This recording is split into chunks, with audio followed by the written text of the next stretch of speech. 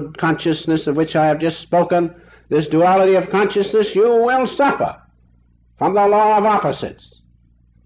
But remember, as the Gita says, get out of my delusion. Get out of this worldly consciousness. See behind it the reality, knowing that temptation will not touch you. You will be above temptation there. But you must realize that you have to get out of this cosmic dream. Otherwise you're going to suffer. But as long as you resist temptation and lay up, as I have said, that reserve of power within your consciousness, by and by,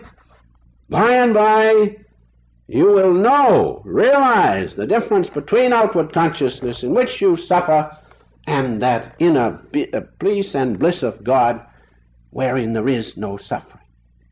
So that's why we must resist temptation, for the simple reason we suffer.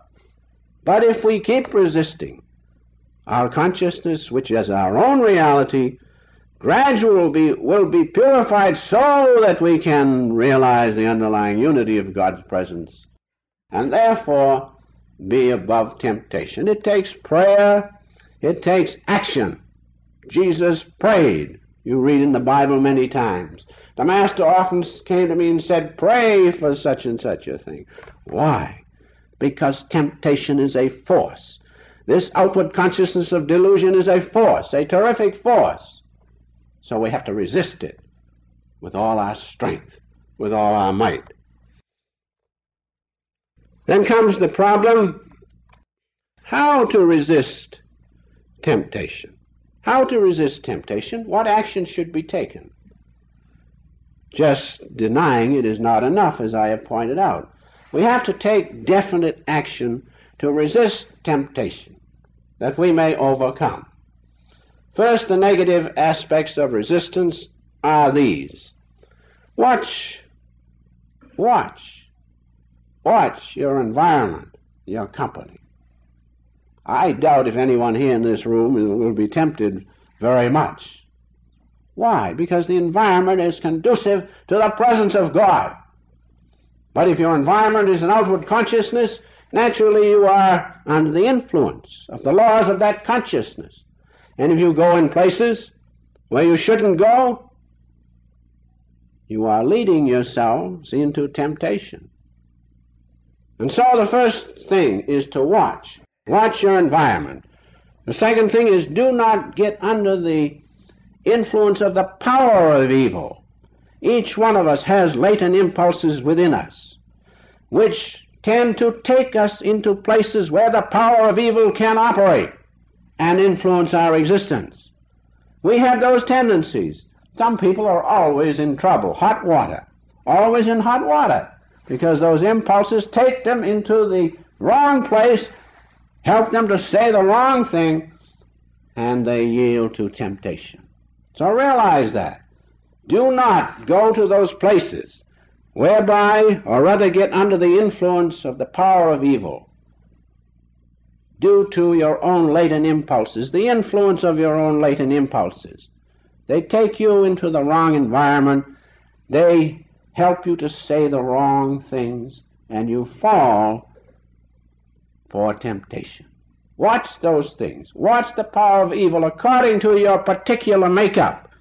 Some people keep out of trouble easily. Others are always in hot water.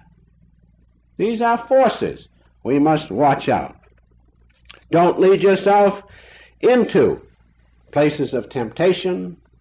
There's another aspect of resistance. And finally, use your will, whatever it is. Whatever it is. Use your will to resist temptation. Act against it. And as I have said, you lay up within yourselves a resistance which is accumulated little by little. As the great Larry DeMarcia said, striving. One day, the divine goal, one day you'll be able to resist anything the devil can put in your way or the power of evil. So these are the negative aspects. And remember this one thing, that resisting by independent action not by following automatically your latent impulses or the effect of environment upon you. Resisting by independent action increases your wisdom.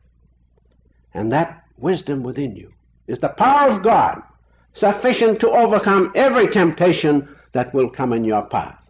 Realize that when you resist, that's independent action. When you give in, that's automatically following the way of temptation.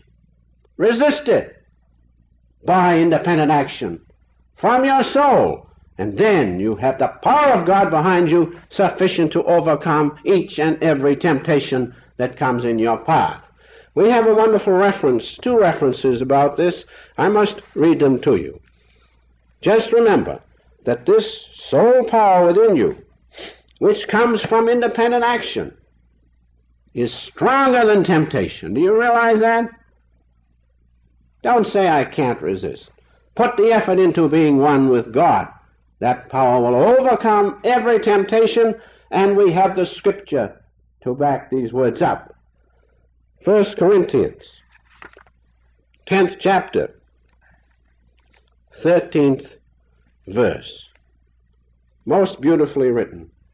There hath no temptation taken you, but such is common to man. This once more proves it's a force, don't you see? But God is faithful, who will not suffer you to be tempted above that which ye are able, but will, with the temptation, also make a way to escape, that ye may be able to bear it. Isn't that wonderful? All we have to do is try, resist. God is behind us because his own consciousness is our consciousness. We can overcome all temptation. And we have another very important reference in 2 Peter, the 11th chapter.